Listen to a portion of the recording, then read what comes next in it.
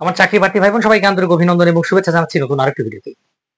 আমার যেসব চাকরি প্রার্থী ভাই বোন 49তম সাবজেক্টিভ উদ্ভিদবিদ্যা থেকে পরীক্ষায় অংশগ্রহণ করবেন, ভিডিওটি কিন্তু তাদের জন্য। আমার অনেক ভাই বোন আমাকে প্রশ্ন করেছেন কিংবা জানতে চেয়েছেন যে স্যার, এটা তো রিটেনের সিলেবাস, আমরা এই রিটেনের সিলেবাসটাকে কিভাবে আমরা এমসিকিউ এর মতো করে পড়বো। দেখেন, বাজারে কিন্তু অনেকেই বই বের করে ফেলেছে, বিভিন্ন ভাবে বই বের করে ফেলেছে। যাই হোক, সেটাতে আর যাচ্ছি না। এখন এই যে এমসিকিউ গুলো, আপনি যদি এমসিকিউ পড়েন তাহলে কিন্তু কমন পাওয়ার সম্ভাবনা কিন্তু খুবই কম।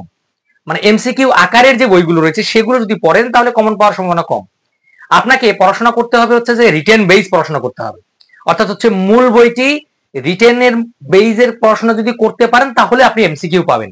আর আপনি এমসিকিউ আকারে যদি পরীক্ষার প্রশ্নগুলো পড়াশোনা করে পরীক্ষায় যান তাহলে কিন্তু আপনি হবে না। কিন্তু কাজে সাবজেক্টিভে যে ভালো করবে 49-এর ক্যাডার হওয়ার ক্ষেত্রে সে কিন্তু এগিয়ে থাকবে। কারণ জেনারেল যে প্রশ্নগুলো হবে সেগুলো কিন্তু সবার জন্যই সমান হবে। আর যেহেতু আপনার লড়াই হবে শুধুমাত্র বোটানিতে কিন্তু লড়াই হবে, অন্য কারোর সঙ্গে তো আপনার লড়াই নেই।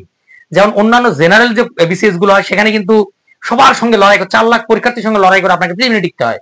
কিন্তু এখানেই শুধুমাত্র এই বিসিএস শুধুমাত্র আপনি আপনার সাবজেক্টের যারা থাকবে তাদের সঙ্গে লড়াই করবেন। কাজেই আপনাকে এখানে শুধুমাত্র যে আপনি এমসিকিউ পড়াশোনা করে পরীক্ষা যাবেন তা কিন্তু নয়। এখন আপনাকে এমসিকিউটা পড়বেন কিভাবে? আপনি যে কোনো মূল বই নিবেন কিংবা যে কোনো পিডিএফ নিবেন, সেগুলোকে ধরে ধরে আপনি নোট করা শুরু করবেন যে কোন কোন লাইনগুলো আপনার জন্য গুরুত্বপূর্ণ।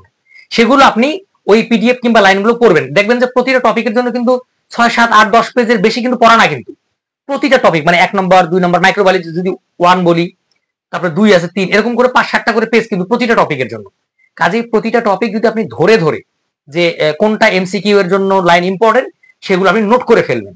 যে কোনো পিডিএফ পান কিংবা যে কোনো বই পান, সেগুলো হচ্ছে আপনি নিজের মতো করে খুব সুন্দর করে নোট করে সাজাবেন। সেগুলোই আপনি পড়াশোনা করে যাবেন আপনি পরীক্ষায়।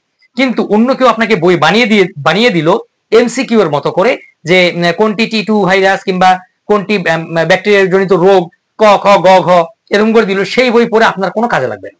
আপনার এখানে এই স্পেশালি এই জায়গায় কোনো কাজ হবে না আপনার সাবজেক্টিভে যদি আপনি ভালো করতে চান তাহলে অবশ্যই আপনাকে আপনার মূল বই, যেটা হচ্ছে যে আপনি অনার্সে পড়াশোনা করেছেন কিংবা ইন্টারমিডিয়েট যদি হাসান স্যারের বইয়ের কথা বলি, কিংবা অনার্সের যা বইগুলো ছিল আর কি, যেমন অ্যানথ্রোপোলজির বই ছিল, মাইকোলজির বই ছিল, অ্যালগির বই ছিল, সেই বইগুলো আপনাকে কিন্তু পড়াশোনা করতে হবে এখানে।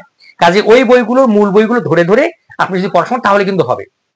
এখানে আসবে উদাহরণ, মনে করেন যে শৈবালের ক্ষেত্রে কোনটি শৈবালের উদাহরণ, কক্কাস ব্যাকটেরিয়া, ঠিক আছে, কিংবা আরো বিভিন্ন ধরনের প্রশ্ন রয়েছে, যেমন হচ্ছে যে মানে আখের লাল পচা রোগের জন্য দায়ী কোন কে, এরকম কিন্তু অনেকগুলো রয়েছে। এগুলো হচ্ছে যে আপনাকে মুখস্থ করতে হবে, এই জিনিসগুলো আপনাকে ফুল মুখস্থ করতে হবে।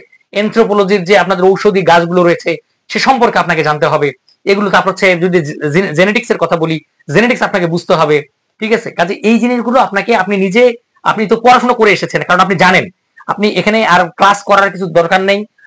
আপনি নিজের মতো করে পড়বেন, বেসিক যদি ক্লিয়ার থাকে তাহলে কিন্তু আপনি ভালো করবেন। যে কে কোন রোগ কিভাবে ছড়ায়, এগুলো হচ্ছে যে আপনি খুব সুন্দর করে যে কোনো একটা পিডিএফ নিবেন, যে কোনো একটা মানে বই নিবেন, সেই বইয়ের প্রতিটা লাইন গুলো ধরে ধরে আপনি একবার রিডিং করে যাবেন, এবং যেটা আপনার জন্য গুরুত্বপূর্ণ মনে হয় সেটা আপনি নোট করে রাখবেন। এবং কারণ আপনি তো সবগুলো শীট বই নিয়ে আপনি পরীক্ষার সেন্টারে যেতে পারবেন না। কাজে আপনি আপনার যে নোটটা করবেন সেই নোটগুলো নিয়ে আপনি আপনার পরীক্ষা সেন্টারে যাওয়ার সময় পড়তে যাবেন, কিংবা পরীক্ষার সেন্টারের আগে গিয়ে একটু রিভাইজ দিবেন।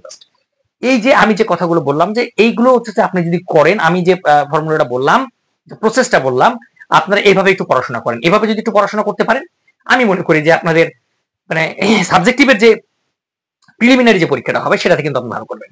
কারণ সাবজেক্টিভের প্রিলিমিনারিতে যে ভালো করবে 49-এ ক্যাডার হওয়ার ক্ষেত্রে কিন্তু সে এগিয়ে থাকবে। কারণ এখানে হচ্ছে 200 মার্কসের প্রিলিমিনারি পরীক্ষা দিয়েই ক্যাডার। এখানে যে কোনো রিটেনের ঝামেলা নেই, অন্য কোনো ঝামেলাই নেই এখানে। আপনি অন্য কারোর সঙ্গে ফাইট করতে হবে না, আপনি আপনার বোটানির স্টুডেন্টদের সঙ্গেই ফাইট করবেন। কাজেই আরো একটা ব্যাপার বলে রাখি যে আমার এই 49তম সাবজেক্টিভ উদ্ভিদবিদ্যার প্রথম ব্যাচ শেষ হয়ে মানে ক্লোজ হয়ে গিয়েছে। আপনাদের সেকেন্ড ব্যাচ চলমান রয়েছে। যারা সেকেন্ড ব্যাচে ভর্তি হতে চান তারা আমার ডেসক্রিপশনে আমার হোয়াটসঅ্যাপ নাম্বার দেওয়া থাকবে, সেখানে মানে যোগাযোগ করে আমার সেকেন্ড ব্যাচ কিন্তু এনরোল হতে পারেন এই উদ্ভিদবিদ্যার। সেখানে আপনাদের পিডিএফ এবং দেওয়া হবে, এবং হচ্ছে যে এমসিকিউ এর ওই পিডিএফ এর উপরে একটা মানে এমসিকিউ পরীক্ষা হয় আপনাদের। কাজেই আমি মনে করি যে আপনারা যদি এগুলো একটু মেনটেন করেন, ফলো করেন, আপনারা অনেক ভালো করবেন। তো চাকরি প্রার্থী ভাই বোন, এই ছিল আজকের মতো ভিডিও। যদি ভিডিওটি ভালো লাগে অবশ্যই চ্যানেলটি সাবস্ক্রাইব করবেন এবং লাইক শেয়ার কমেন্টে পাশেই থাকবেন। ধন্যবাদ আপনাদের সবাইকে।